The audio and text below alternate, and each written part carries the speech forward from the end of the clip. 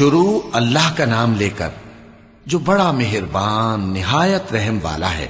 جو چیز آسمانوں میں ہے اور جو چیز زمین میں ہے سب اللہ کی تسبیح کرتی ہے۔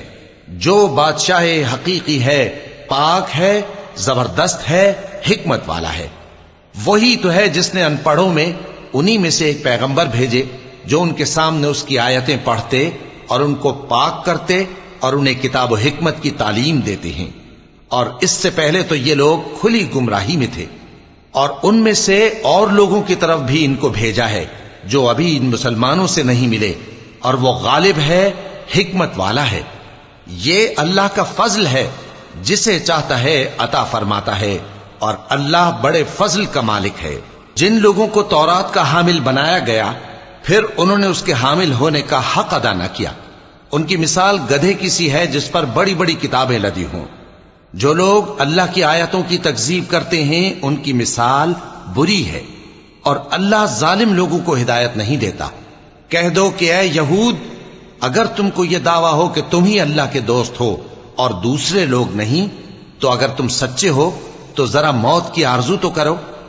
اور یہ لوگ ان اعمال کے سبب جو یہ کر چکے ہیں ہرگز اس کی آرزو نہیں کریں گے، اور اللہ ظالموں سے خوب واقف ہے۔ کہہ دو کہ موت جس سے تم بھاگتے ہو وہ تو تمہارے سامنے آ کر رہے گی، پھر تم پوشیدہ اور ظاہر کے جاننے والے مالک کی طرف لوٹائے جاؤ گے، پھر جو کچھ تم کرتے رہے ہو وہ سب تمہیں بتائے گا۔ مومنو، جب جمعے کے دن نماز کے لیے اذان دی جائے تو اللہ کے ذکر کی طرف لپکو اور خرید و فروخت ترک کر دو، اگر سمجھو تو یہ تمہارے حق میں بہتر ہے۔ پھر جب نماز ہو چکے تو زمین میں پھیل جاؤ اور اللہ کا فضل تلاش کرو، اور اللہ کو بہت بہت یاد کرتے رہو تاکہ کامیاب ہو جاؤ۔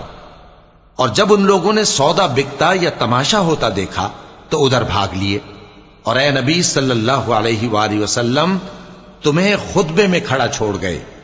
کہہ دو کہ جو چیز اللہ کے ہاں ہے وہ تماشے اور سودے سے کہیں بہتر ہے، اور اللہ سب سے بہتر رزق دینے والا ہے۔